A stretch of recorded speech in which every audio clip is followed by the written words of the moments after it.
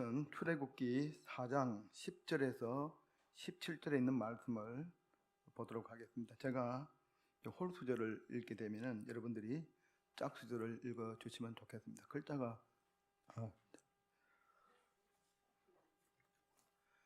모세가 여호와께 아뢰되 오 주여 나는 본래 말을 잘하지 못하는 자니이다.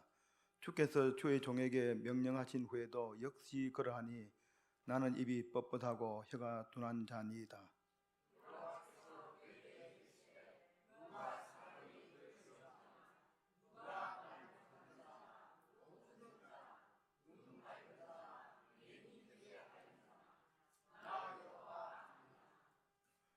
이제 가라. 내가 내 입과 함께 있어서 할 말을 가르치리라.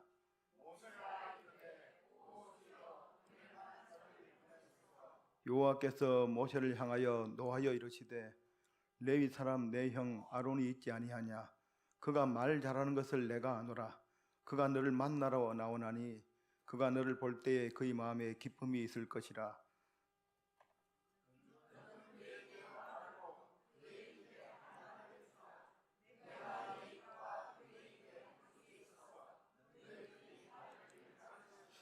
그가 너를 대신하여 백성에게 말할 것이니 그는 내 입을 대신할 것이요 너는 그에게 하나님같이 되리라.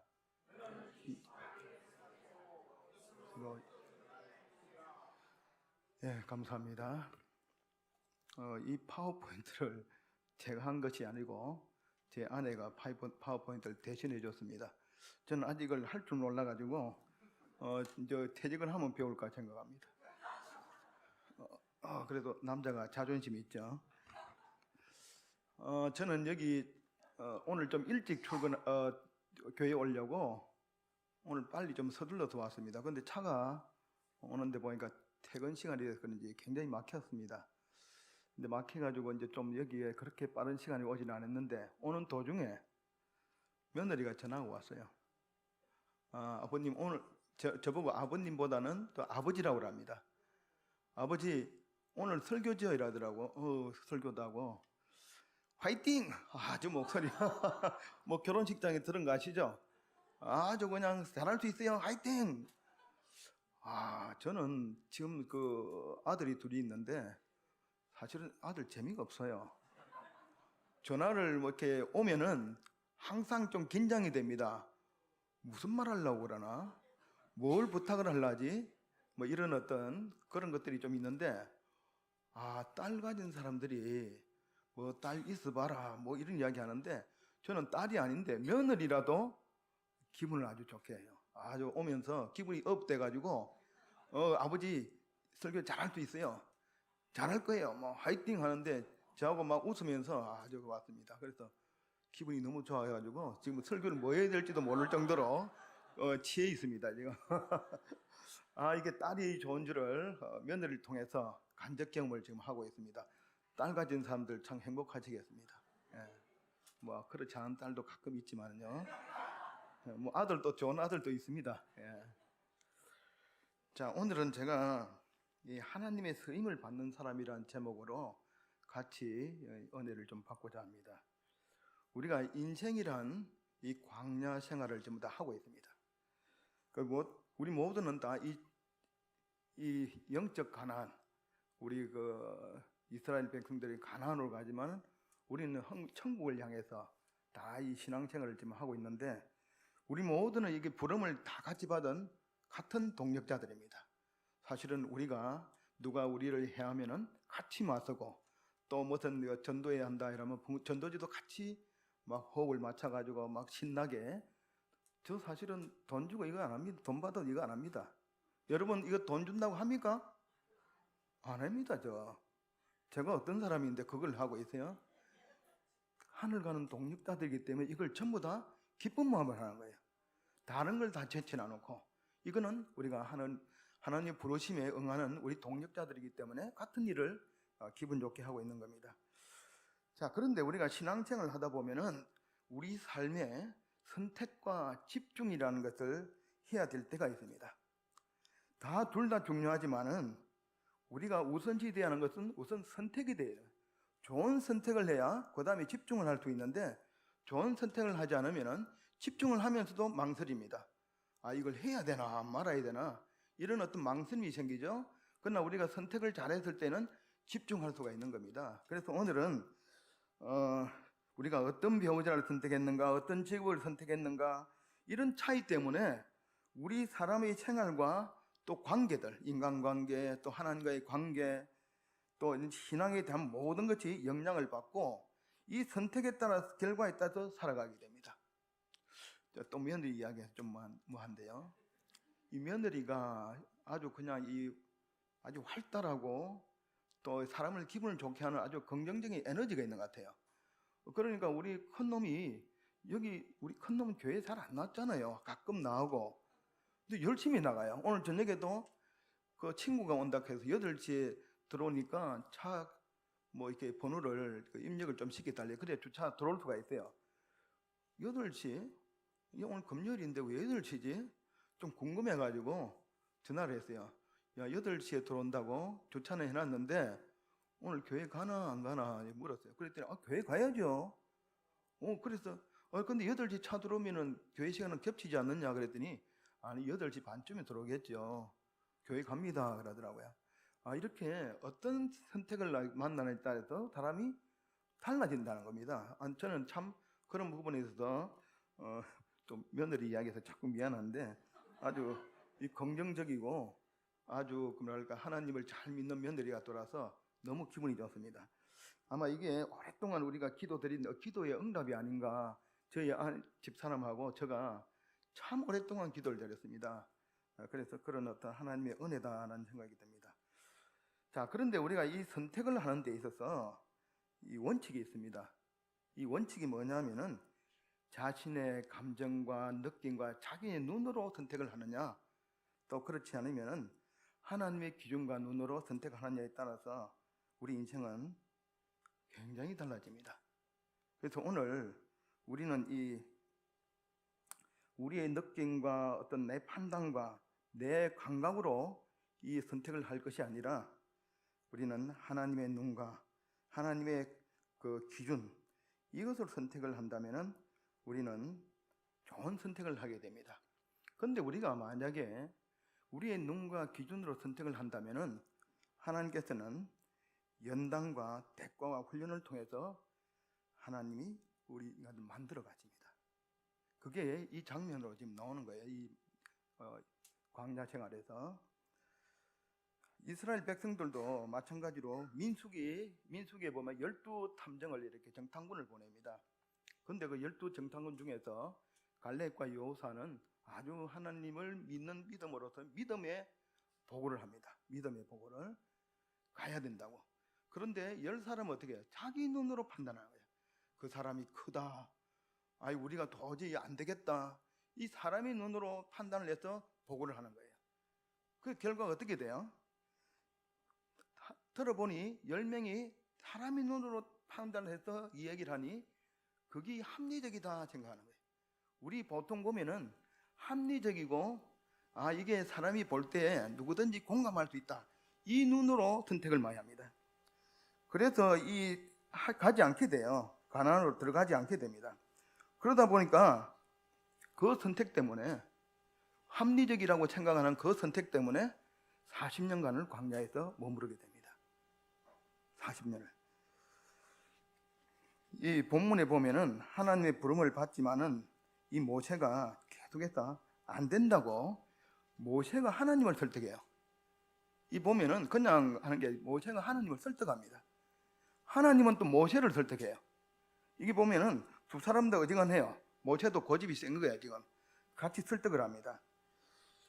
결국은 이 모세의 변명은 죽어도 안 되겠다 그런 이야기를 하는데 이 정도로 하면은 하는 게 빼질만 한데 사용하는 거예요. 사실은 그렇게 안 한다고 버티면은 뺄만 합니다. 오히려 하나님을 설득하려고 하는데 그런데 모세를 부릅니다. 그리고 능력이 없다고 불안해하고 그러지만 결국은 모세를 서서 모세가 말씀에 순종을 선택하게 되고 순종을 통해서 모세는 신앙이 자라나고 하나님의 역사를 모세를 통해서 보게 됩니다. 자, 이것이 오늘 4장 10절에서 10절까지의 10절 개요입니다. 근데 한번 우리가 좀 깊이 한번 들어가 보도록 하겠습니다. 자, 우리가 모세를 생각하면은 어떤 생각이 퍼뜩 떠오릅니까? 모세. 제가 볼 때는 출애굽을 이끌었던 영웅, 뭐 이렇게 또 우리가 생각할 수 있고, 또 보통 사람이 범접할 수 없는 그런 어떤 위인이다 이렇게 생각할 수가 있죠. 근데 모세만큼 또 이렇게 또 모순된 사람이 또 없습니다. 굉장히 이게 성격이 급해가지고 아주 폭력적인 사람입니다. 사람도 죽이고, 사람 죽인다는 게 쉽게 보통 사람이 할 수 있는 게 아닙니다. 여러분, 사람 죽일 수 있겠어요? 못 죽입니다. 우리가 지금 쉽게 이야기하는데, 사람을 죽인다는 말은요, 보통 사람들도 보통 그 심장이 강한 것이 문제가 아니라 이걸 완전히 눈이 뒤집어져야 사람 죽습니다. 근데 모세는 죽여요. 이런 어떤 성격의 소유자입니다. 그 다음에 말로 사역하는 사역자인데도 불구하고 말더듬이었어요. 말을 잘 못해요. 그 다음에 또 뭐냐면은 굉장히 부정적이고 우울의 기질적인 어떤 가지고 있는 우울증의 기질. 그래서 이 보면은 이게 어떤 지도자로서의 어떤 그 모습은 우리가 결과론적으로 모세가 참 위대하다, 영웅이다 하지만은 이 모세의 기질을 볼 때는 상당히 좀 이렇게 지도자를 하기에는 적합한 성격은 아닙니다. 근데 우리도 보통 보면은 누가 하나님의 부름을 만약에 받는다면은 이 세 가지 정도의 부정적인 응답을 한답니다. 첫째는 보내지도 않았는데 먼저 달려가는 서두름입니다. 안 보냈는데 먼저 그냥 하나님 뜻에 앞서서 하겠다는 그 서두름. 네. 그 다음 두 번째는 실패를 두려워해서 도망치는 도피의식. 다 있죠. 네, 뭐 솔직한 좀 있으면 이제 또 내년에 또 일할 일꾼 뽑을 때 아이고 나는 안 합니다. 내가 찾기 많이 그랬어요. 지난번에 그 아내가 한터 없이 본인이 그냥 안실학교 교장을 자처해가지고 해버리는데 그런 것들이 우리한테 또 있습니다. 그다음 셋째는 부름을 받았을 때 저항하는 겁니다. 이 세 가지가 모두가 모세에서 발견되고 있습니다. 이 세 가지 다. 인간적인 기준으로 본다면은 모세 같은 사람은 하나님의 사람으로 쓰임받기가 힘든 사람입니다. 또한 모세는 여기 아까 제가 얘기했죠. 하나님을 설득하려고 해요. 설득하는 거예요. 나를 보내지 말고 다른 사람을 보내라고. 이거 보통 금방. 자, 우리 병원만 해도요. 원장님 뭐 하면은 저 하지 말고 다른 사람 하라 이 말하기 힘들어요. 김정일 과장이 할 수 있겠어요? 못합니다. 지금 앉아서 뭐 듣지만은 원장님이 불러가지고 뭐 예를 들어서 우리 여기 뭐 유 계장님, 유 집사님을 불러서 너 이쪽 편에가 일로 좀 가라. 원장님 설득하고 모셔한다 이렇게 그게 못 돼요. 그렇죠. 그런데 그거는 하나님 앞에서 이 모세는 설득을 하고 있습니다. 자, 이게 예언의 신에 보면 이렇게 나와 있습니다. 이게 제가 한번 읽어봐 드릴게요. 부조와 선지자에 보니까 그러나 하나님의 종은 아직도 자기 앞에 있는 이상하고 놀라운 일을 생각하고 위축되어 있었다. 근심과 두려움으로 그는 이제 구변이 없다고 주장하였다. 주여, 나는 본래 말에 능치 못한 자라 주께서 주의 종에게 명하신 후에도 그러하니 나는 입이 뻣뻣하고 혀가 둔한 자니이다. 그는 할 말을 가르치리라. 그러나 모세는 더 유력한 인물을 선택하도록 단언했다. 이 같은 변명들이 처음에는 겸양해서 나왔으나 여호와께서 모든 어려움을 제거하시고 최후의 승리를 주시겠다고 약속하셨는데도 불구하고 계속 뒷걸음질 치며 자기가 부적당하다고 호소하는 것은 하나님께 대한 불신을 나타내는 것이다.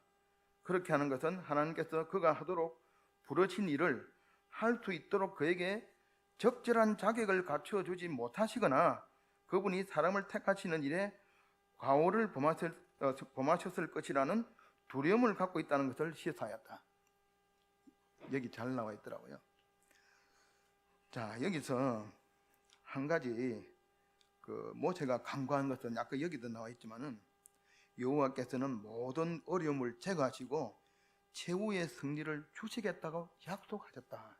이 이야기는 우리가 하나님께서 사람을 쓰실 때는 모세도 모세가 간구하는 것이 뭐냐면은 하나님께서 쓰시는 자에게 하나님께서 능력도 같이 주신다는 사실을 모세는 잊어버려요. 자기 힘으로 하려는 거예요. 자기 힘으로 하려고 하니까 두렵죠. 맞습니까? 모세가 지금 착각하는 것은 하나님께서 쓰실 때는 그 능력도 함께 주신다는 겁니다. 예수님도 제자를 보낼 때 능력을 함께 주신다는 거예요.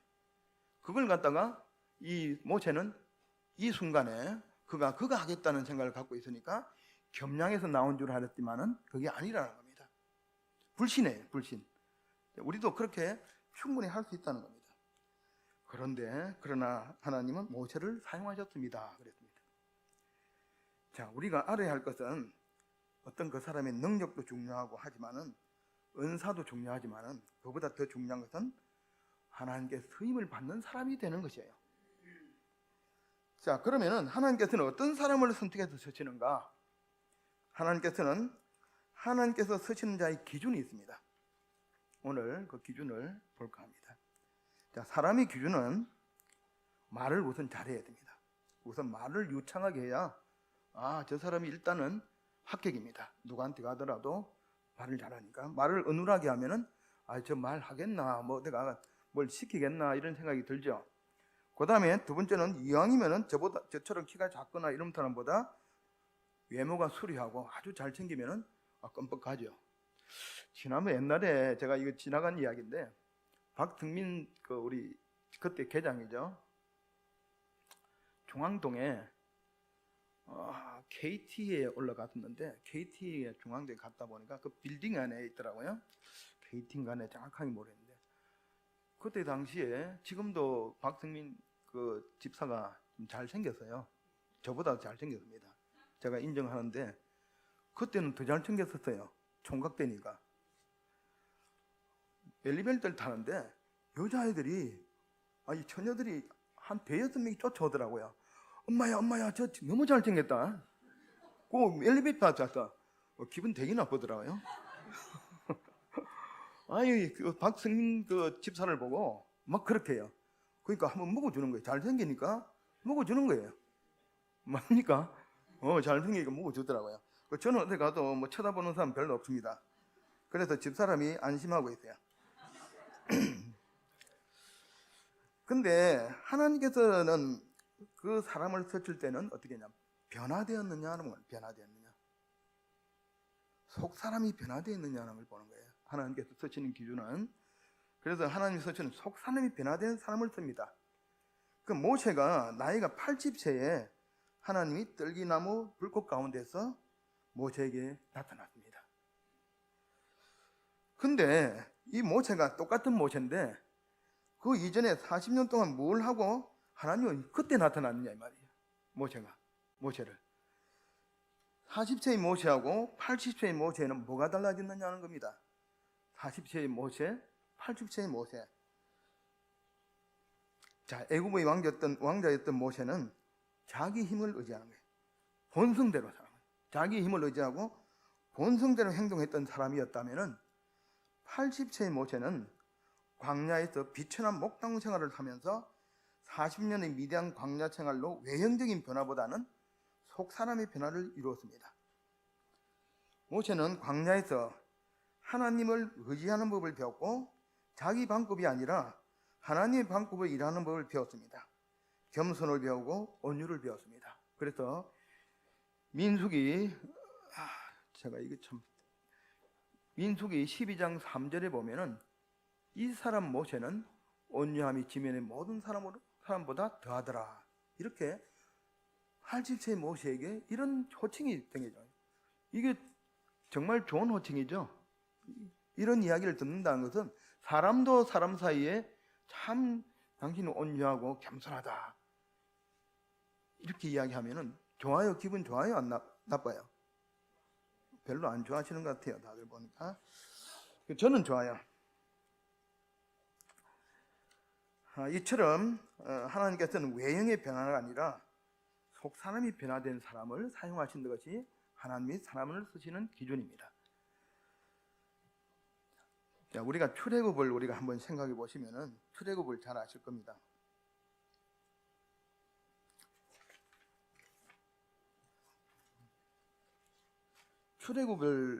출애굽은 애굽에 우리 이스라엘 백성들이 살다가 이 모세를 통하여 광야라는 한무지에 던져진 이스라엘 백성들을 향한 하나님의 뜻이 무엇일까? 출애굽을 통해서 하나님의 뜻이 무엇일까?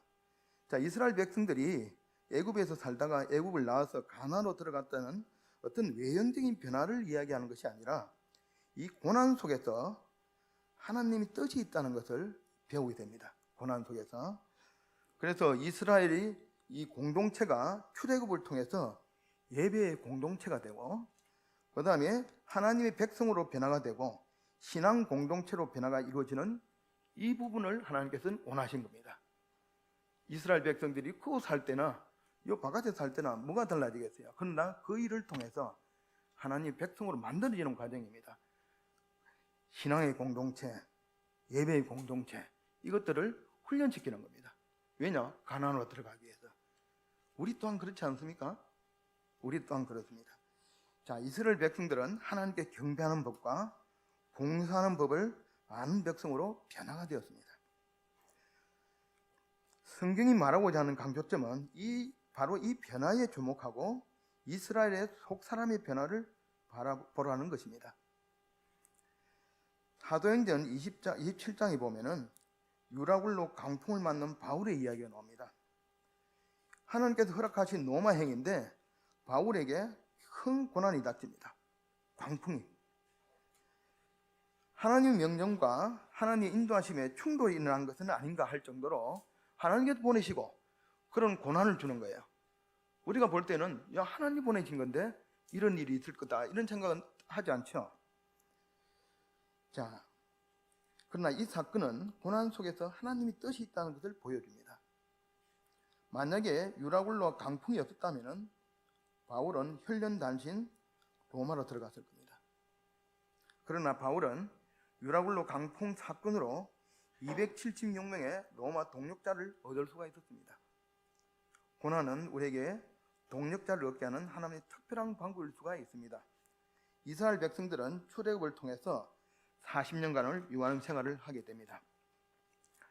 그런데 40년간을 전진해서 나아간다면 벌써 목적지에 도달하고도 남았을 세월인데 40년, 제가 이 시나이 반도, 시내 반도라죠. 이 시나이 반도를 사진을 하나 가져왔습니다. 이거는 우리 전도사님이 만들어준 겁니다. 여기 보면은 이 시나이 반도가 크기가 얼마인가를 제가 한번 확인을 해보니까 우리 남한 면적이 한 10만 한 500제곱킬로미터 이래 정도 됩니다. 근데 시나이 반도가 6만 킬로제곱미터니까 한 3분의 2 정도 돼. 우리 남한 면적의 한 3분의 2가 시나이 반도입니다. 근데 이 우리나라 3분의 2 정도면 1년이면 충분히 1년이면 긴 세월 아닙니까? 1년이면 충분히 가죠. 왜냐하면은 이게 전체 이렇게 가는 게 아니고 여기 가는 행로가 라암체에서 밑으로 쭉 들러가지고 이렇게 가잖아요. 그러면 충분히 갈 수 있는데 40년간을 갖다가 유랑 방랑생을 합니다. 이 보면은 이 전진을 못 하는 거예요. 40년간을 전진을 못 합니다.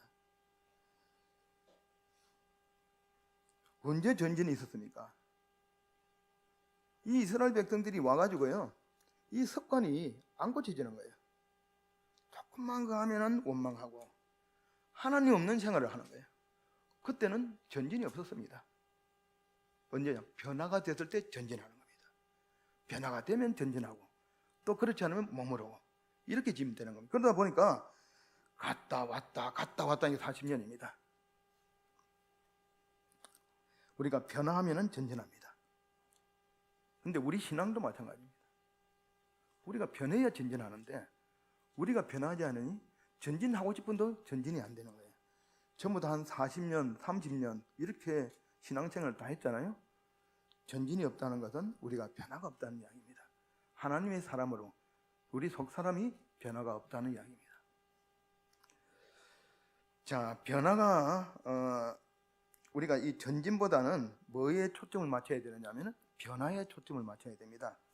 이 변화를 통한 전진이 있으려면 우리가 세 가지 필요한 게 있습니다. 첫째, 말씀의 기준이 있어야 됩니다. 자, 우리가 말씀의 기준이 없으면 잠시는 잘할 줄 모르나 나중에는 흔들리게 됩니다. 제가 삼당진에 있을 때에 누구라고 이름은 제가 밝히지 않겠습니다. 아주 신앙생활을 열심히 하고 아주 좋은 분이 있었어요. 그분은 동네 교회에 초신자로 왔다가 아주 막 말씀에 집중이 돼가지고 시골 생활한다고 삼당진을 들어왔어요. 굉장히 좋아요. 사람의 품성도 좋고 아주 좋아요. 그런데 언제부턴가 교회를 나오지 않습니다. 그 신앙생활을 잘하려고 시골까지 들어와가지고 근데 하진 않고 있어요. 지금도. 언제는 조금 맛봤다고 이제는 안다고 안 옵니다. 우리가 이게 왜 그러냐면은 이 말씀이 확고하지 않아서 그래요. 그래서 우리가 말씀의 무장, 원리의 무장, 이론의 무장이 굉장히 필요해요. 우리가 저는 영어를 정말 배우고 싶어요. 그래서 한 번씩 딱 보면 골치가 아파 다시 덮어버립니다. 제가 요즘 유튜브를 딱 보는데 한 일주일 하면 많이 합니다. 일주일 따고 나면 머리가 찌긋찌긋 아파가지고 아이고 다음에 하지 딱 덮어버립니다. 그런데 제 집사람은 한 IMF가 그때 이후인지 정확하게 모르겠어요. 36영어학원에 등록해가지고 1년 동안 리피트 없이 6단계를 딱 졸업했는데 야 제가 생각해보니까 보통 아니다 하는 생각이 들어요. 이거 제가 해보니까 일주일 딱 하니까 머리가 딱 아파요. 발음도 안 좋은 데다가 제가 집사람하고 이렇게 뭐 발음을 하라 하면 제가 이 경상도 사람들은 뭐가 안 되는 발음이 있어요. 하면은 아니 그것 말고 이거 하는 말 맨날 그냥 그 대풀에다 화가 나가지고 아이고 제가 그만하자고 이렇게 끝내버립니다. 그런데 아주 그냥 참 열심히 해서 그렇게 하는 거 보고 야 이게 보면 뭐든지 이 깊이 있게 열심히 할 때에 우리가 성장이 있는 거예요. 저는 하다 말고 하니까 못하는 거예요. 저는 지금 내가 퇴직을 하면은 반드시 영어를 배워서 세계 여행을 가야 되겠다 이 생각을 좀 갖고 있어요. 뭘 좀 말을 알아야 뭐가 재미가 있는데 자꾸 집사람한테 뭐라고 이야기하면은 가다가 싸웁니다. 자꾸 저는 궁금증이 많아 자꾸 물어보고 이러면 집사람은 그만 좀 물어보고 이제 그러다 보면은 여행하다 보면 왜 왔는지 몰라 서로 싸우다가 그런 일도 생깁니다. 그래서 이게 참 그런 부분들이 있어요. 우리가 어떤 걸 잘하려면은 원리와 기초와 이런 문법이 기본이 되어야 되는 거예요. 저도 바둑을 예전에는 참 많이 떴습니다. 한 20년, 30년 떴을 거예요. 그런데 어깨너머를 이렇게 하니까 딱 그 실력 이상은 안 넘어갑니다. 그런데 정창현 장로라고 제 친구가 있는데 그거는 책 보고 이렇게 뭐 정석대로 배워놓으니까 제가 뭐 옛날 보면 한 5점, 6점 이렇게 깔고 뜹니다.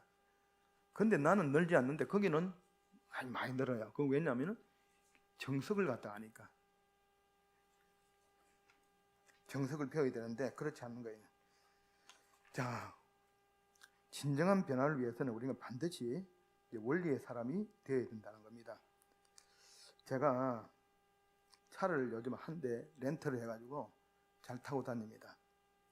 이전에 SM5라는 디젤 차를 한 10년을 탔는데 어째 우연인지 하나님께서 또 은혜를 베풀어 주신 건지 길거리 가다가 사고가 났어요. 그 사고가 기가 막힌 사고입니다. 밑에 이렇게 뭐서 이렇게 철물 같은 게 하나 있는데 그걸 지나갈 수 있을 것 같아 지나가는데 그게 딱 부딪혀가지고 엔진 오일 통이 깨져버린 거예요. 통이 깨지면서 오일이 새니까 엔진이 완전히 그냥 고장이 난 거예요. 그 아주 안전하게 딱 대놔놓고 아주 제가 아주 돈을 쉽게 받았습니다. 뭐 520만 원에다가 뭐 또 뭐 이래가지고 돈을 쉽게 받았어요. 안전하게 사고가 났습니다. 근데 경찰에 신고하면 안 되겠더라고요. 경찰에 신고했다가 시급했습니다.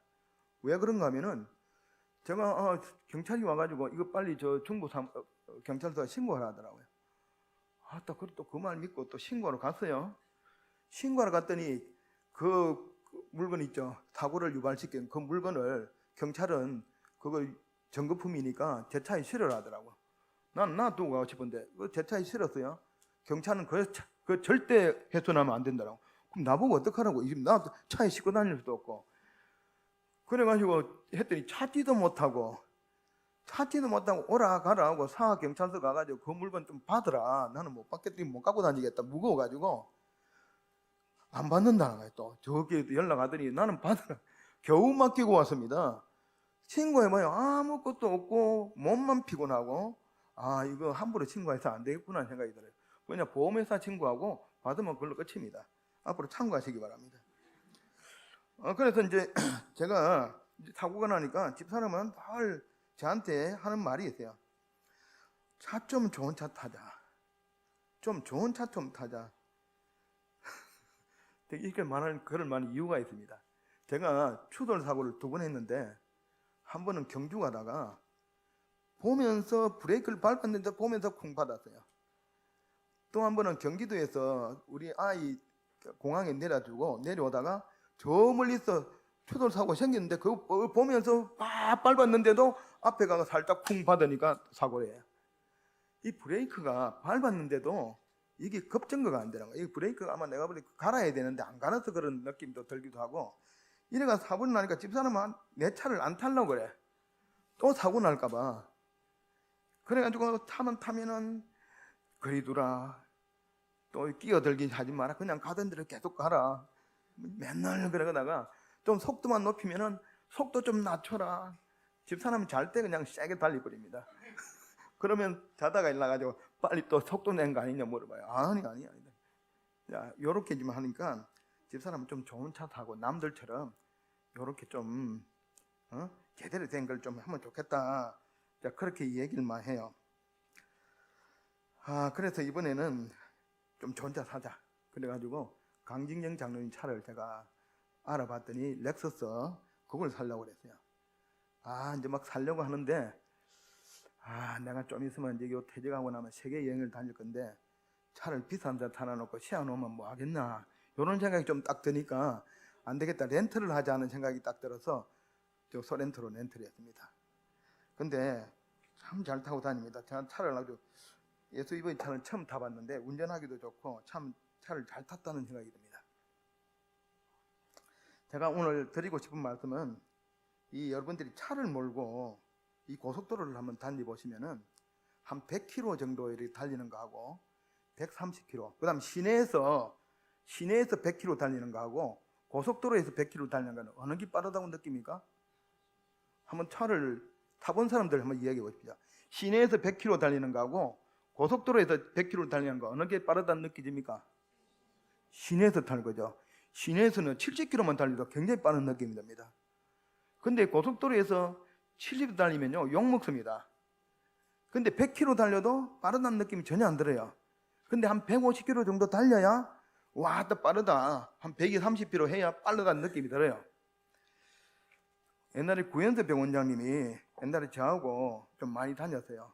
목사님은 설교하고 저는 안실학교 시간을 좀 얻어가지고 병원 홍보하고 뭐 이렇게 하는 시간을 많이 가졌는데 한 번은 영주를 가는데 조금 늦게 출발했습니다. 이 목사님이 180km를 달리는데 손잡이 잡고 막 천천히 가라 할 수도 없고 그냥 손잡이 막 바짝 잡고 하는데 운전을 갖다 스피드 강의했어요. 그래가지고 2시간 안에 도착했어요. 2시간 안에. 영주까지 2시간 안에 못 갑니다. 잘. 180km. 조금 늦게 가는 게 150km야. 제가 좀 이렇게 뭐랄까 좀 눈치 본다고 원장님 운전 잘하십니다. 그러면 더 신나게 밟아요. 그랬던 기억이 있는데 근데 여러분 비행기 타봤습니까? 비행기? 저는 한동안 참 많이 다녔는데 요즘에는 좀 모아놓고 있습니다. 한번 다니면 이제 왕창 이제 막 신나게 이제 다니려고 뭐 4박 5일 이런 거는 좀 이제 감이 안 가고 싶어요. 그래서 요즘 잘 안 가고 있습니다. 근데 우리가 비행기를 타고 가면은 보통 800km 다닙니다. 800km. 800km로 다니는데 여러분 비행기 쭉 가는 보면 800km 느껴집니까? 전혀 서가 있는 것 같아요. 뭔가 가는 게 보면 쫙 서가 있는 느낌입니다. 창밖으로 한번 보시면은. 근데 고속도로 150km하고 비행기 800km하고 어느 게 빠르게 느껴집니까? 그렇죠? 실제는 어느 게 빠릅니까? 비행기가 빠르죠. 우리의 눈과 우리의 감각과 우리의 느낌은요, 이렇게 엉터리입니다. 제가 그 이야기를 하려는 겁니다.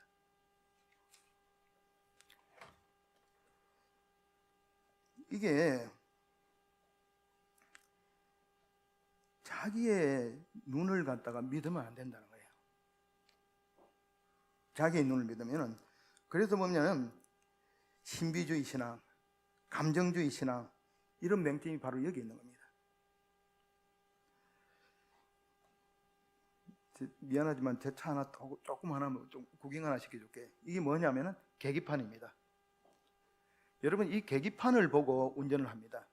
이 계기판 보고 운전하는 대부분 다 이 계기판 보고 하죠. 기름이 다 되면은 계기판 보면 알죠. 계기판이 무슨 어때요? 느낌으로 기름 다 됐을 것이다, 이렇게 하는 사람이 있습니까? 요 계기판 보면 몇 킬로 가는구나 하지, 내 느낌으로 몇 킬로 가고 있을 것이다, 이런 느낌을 갖습니까? 계기판 보고 하는 게 몇 킬로 가는구나. 그렇죠? 그 다음에 또 하나 더 보여줄게요. 요거 뭡니까? 비행기죠. 요건 소형 비행기입니다. 조금 더 큰 비행기. 오늘 눈 좀 하시라고. 그 다음에 큰 비행기. 이 계기판입니다.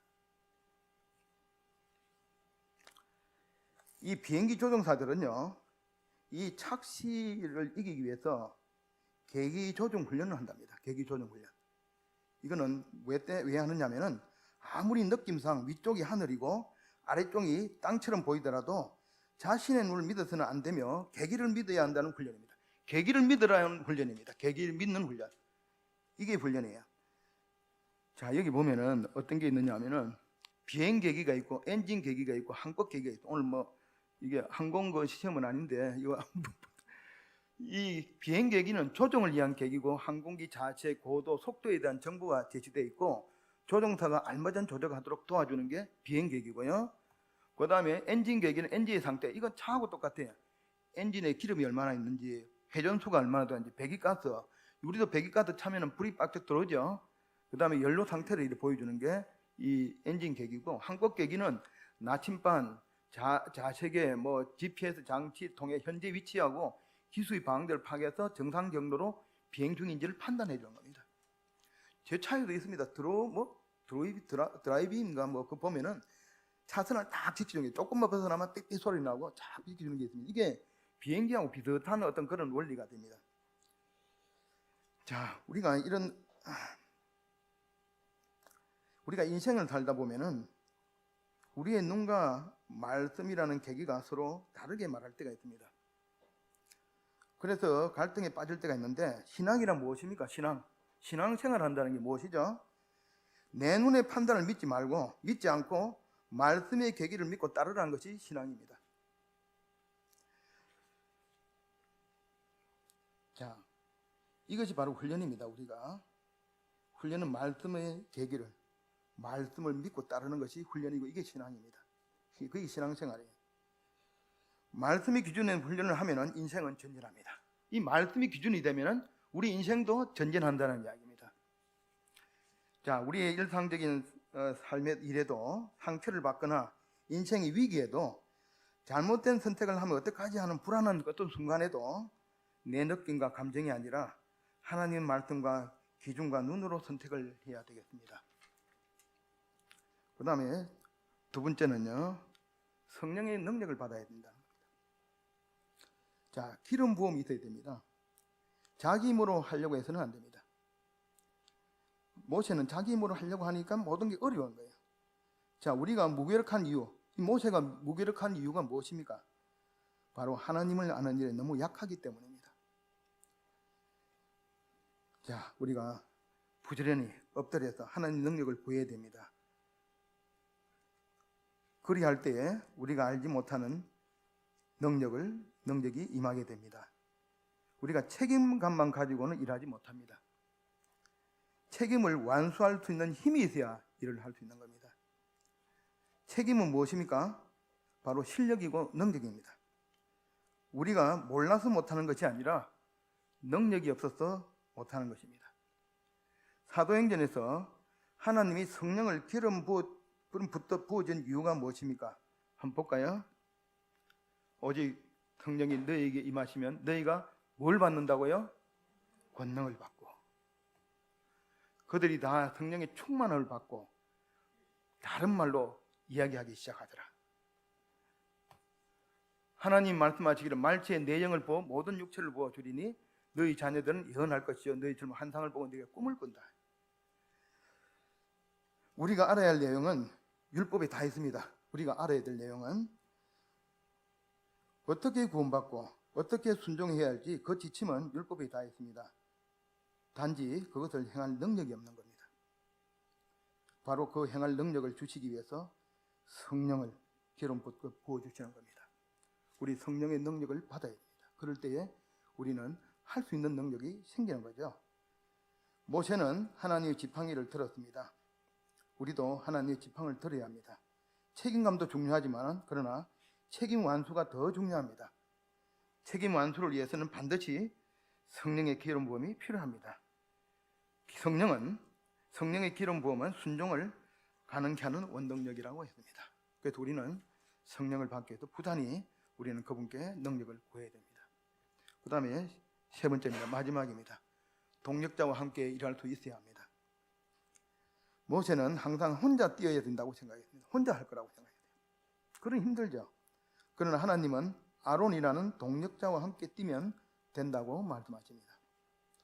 혼자 뛰면 낙심합니다. 혼자 뛰다가 엘리야는 갈멜산에서 낙심하고 말았습니다. 하나님은 영혼 구원을 위해서 우리를 동력자로 불러주셨습니다. 자, 우리 전도지를 혼자 한다 생각하면은 할 마음이 힘들죠. 다 벅차죠. 그래서 우리가 이 전도지 분급할 때는 좀 많이 남아줘야 되는 겁니다. 같이 하면은 힘이 되는 거예요.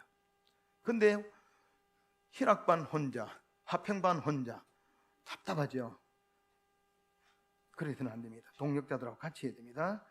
자, 바울은 우리가 하나님의 동력자라고 합니다. 한번 읽어보십시오. 같이. 우리는 하나님의 동력자들이요. 우리는 하나님의 동력자입니다. 자, 우리가 지도자가 되기 위해서는 반드시 같이 일하는 법을 배워야 합니다.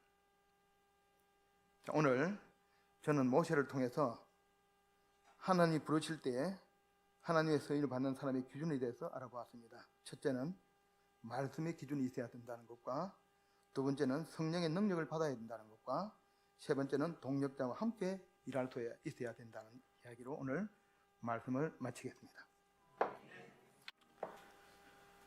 하늘에 계신 아버지 하나님, 오늘 하나님의 서임을 받는 사람에 대해서 알게 해주시니 감사합니다. 언제 우리를 부르더라도 준비된 주의 종들이 될 수 있도록 인도하여 주시옵소서. 예수님의 이름으로 기도드리옵나이다.